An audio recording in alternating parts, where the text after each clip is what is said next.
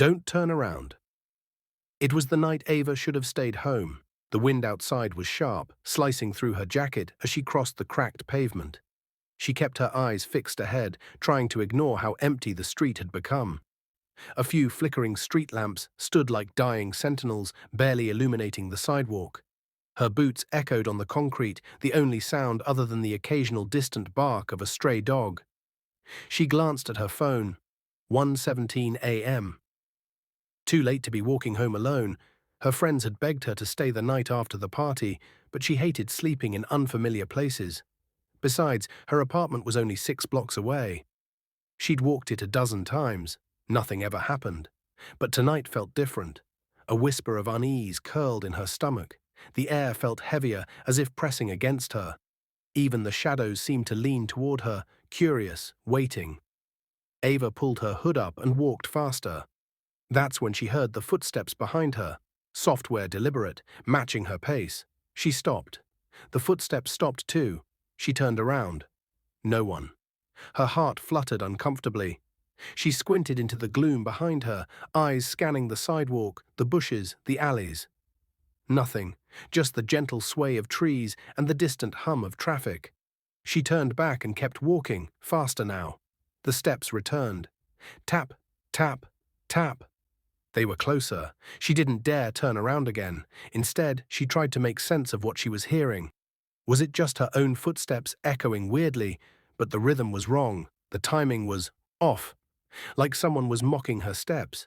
Then a voice, soft and unnatural, right behind her. Don't turn around.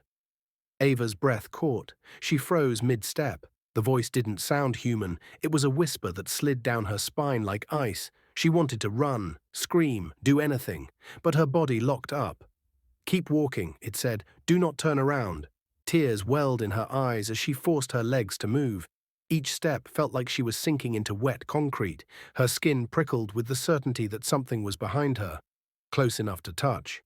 She passed under a dead street lamp and into a narrow stretch of sidewalk between two brick buildings.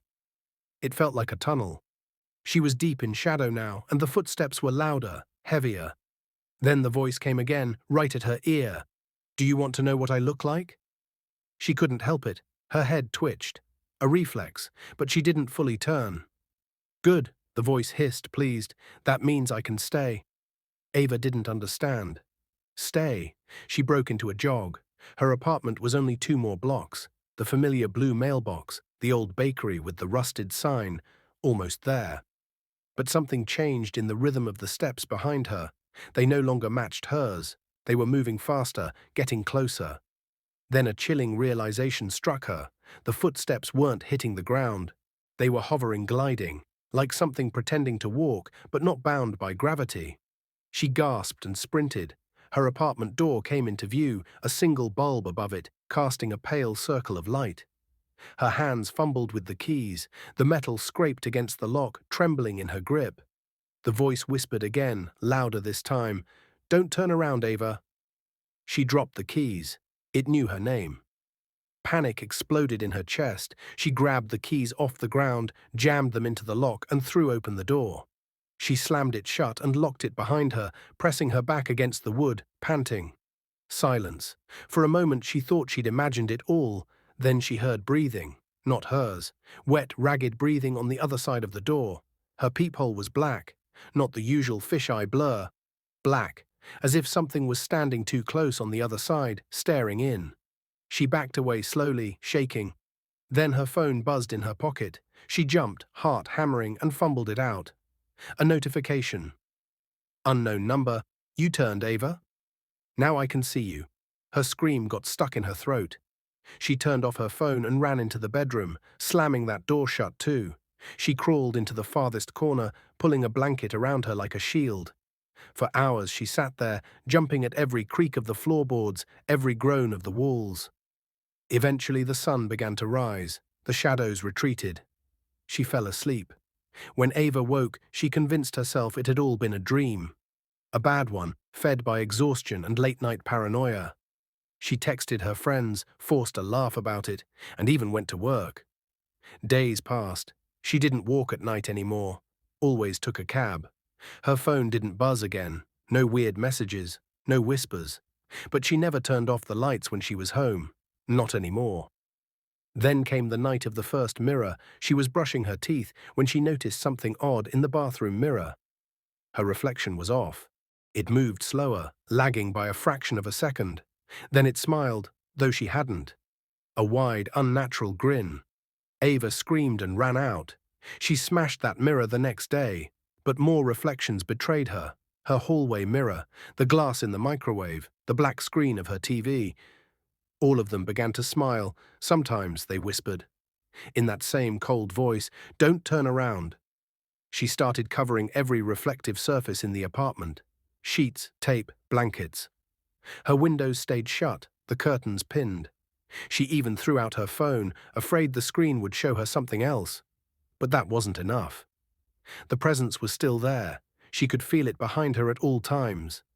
When she brushed her hair, when she sat on the couch, even when she closed her eyes, it was always behind her, watching, waiting.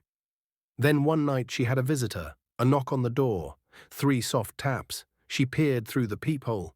A delivery man stood outside holding a box. "Package for Ava," he said. She hadn't ordered anything.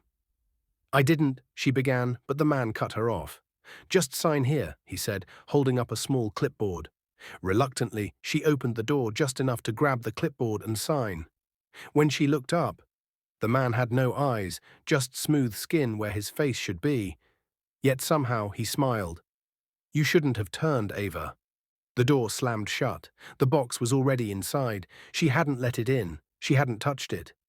But there it was, on her table, small, wrapped in old paper. She backed away. The box shook. A whisper oozed out of it. "Turn around." She ran. Ava stopped leaving her apartment. She boarded up the mirrors, refused to look into glass. She never turned around, never dared. But the voice was always there, the breathing, the sensation of something just behind her.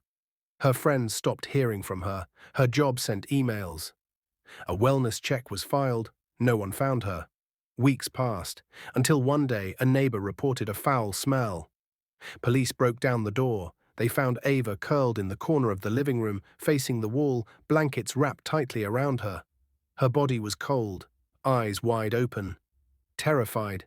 But here's the part no one could explain. Her neck was twisted completely backward, and on every wall of the apartment, written in jagged letters, were the same 2 words: "Don't turn around the end."